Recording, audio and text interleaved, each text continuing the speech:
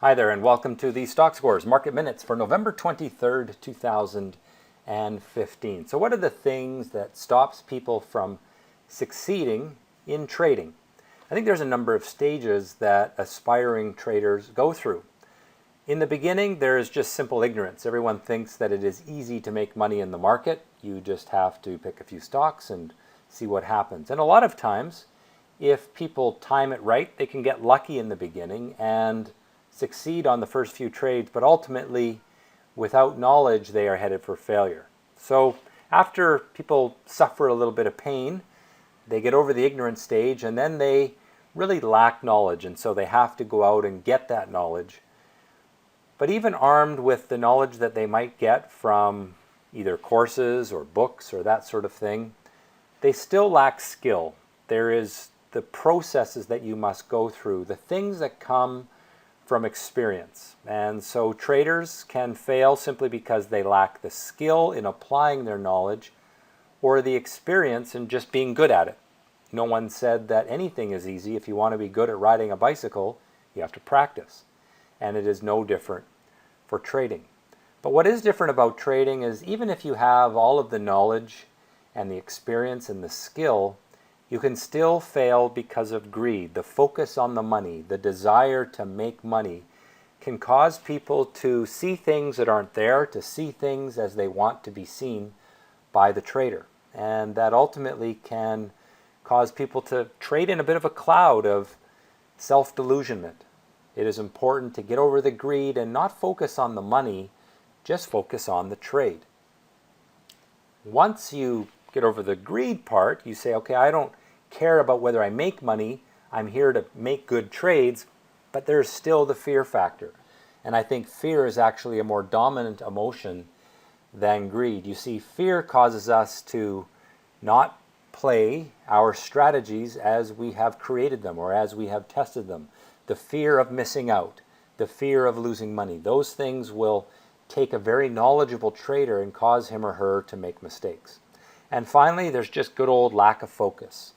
Trading is simple, but it is not easy. You have to manage your emotions, and you have to require yourself to do the work, to have the focus to get the job done. Ultimately, one of my favorite sayings is success comes after a succession of failures. Those who have the determination to stick with learning how to trade can enjoy a great deal of success, but it is not after failure on many different levels. All right, so here is the chart for this week of the S&P 500. This is the 1 month 60-minute chart, and last week we noted that the upward trend line had been broken, but this week the market managed to come back and break through the very short-term downward trend line. You can see that that happened Wednesday morning after a very good rally on Monday, got stuck on Tuesday at the trend line, and then broke through on Wednesday for a continued rally. And this is important because it may negate the falling top breakdown that we saw 2 weeks ago. And I said that that was a very bearish thing, indicating a 70% chance that the market was going to go lower. Well, here is the chart now. We have rallied back up to the downward trend line. And it's not a significant downward trend line, but you can see that the performance this past week pretty much negated the performance of the previous week. And so it'll be real interesting to see, does that red line of resistance that I've drawn on the chart, does that hold up next week, or do the sellers come back with some enthusiasm on Monday? Now remember, it's a very short trading week next week because of the Thanksgiving holiday, so I think we could just see a real quiet week next week, not necessarily breaking through resistance, but also not necessarily breaking down and resuming that downward move that we saw started 2 weeks ago. So I think this is a neutral chart right now, but we got to watch it real closely.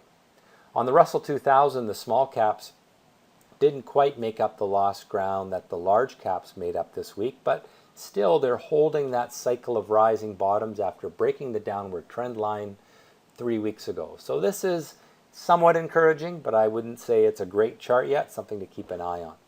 On the Toronto Stock Exchange, we also had a pretty good comeback rally, and the market is now above its downward trend line on the very short-term time frame. It kind of puts it into a neutral setting.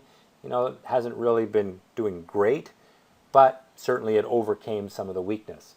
But in the longer term time frame, we're still down below that long-term downward trend line, and that is a negative. TSX Venture remains sick. We talk about this week in and week out, how it's really just a rough-looking market, and until we can break some downward trend lines, build some rising bottoms, those Stockscores indicators are not going to get any better. You can see they've been below 50 for a long time and really below 60 for most of the last year. On the Treasuries, we're holding the upward trend line but below the downward trend line. I've drawn those in green and red. And so we're consolidating with, I think, the bias to the upside. But until we break to the upside, we shouldn't expect to see lower interest rates. And certainly it's a very real possibility, given what the Fed is saying, that we will break that green trend line from the falling tops, which would be a turn to the lower for bonds, which means interest rates going higher. So something that we just have to keep an eye on in the weeks ahead. Watch for those green and red lines being broken. US dollar broke the downward trend line 5 weeks ago, has been inching higher ever since.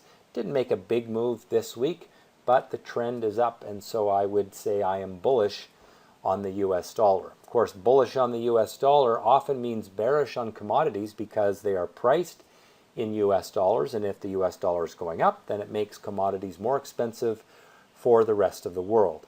You can see that gold remains locked in that downward sloping channel, has had a rough last few weeks, and it looks to me like that downward trend will continue. Now, we've seen it in gold many times. You get 2 or 3 week rallies, sometimes even longer, and so a trader can buy gold for a short-term trade when the conditions are right, but I don't see those conditions being right now. U.S. oil, this is the United States Oil Fund, USO.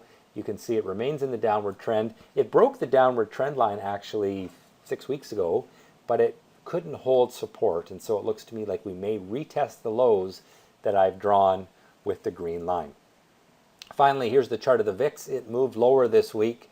Fear coming out of the market after a little bit of a spike up last week and really staying below that longer term downward trend line. I didn't draw that on the chart here, but if you were to draw a line across the tops of early September, end of September, and then the highs just a few days ago, you would see that we're below that downward trend line. So fear not a huge factor, but still not as low as we had before the market corrected last summer. All right, my ratings then, neutral on both time frames for US stocks, Canadian stocks, bearish long-term, neutral short-term, which is an improvement over last week.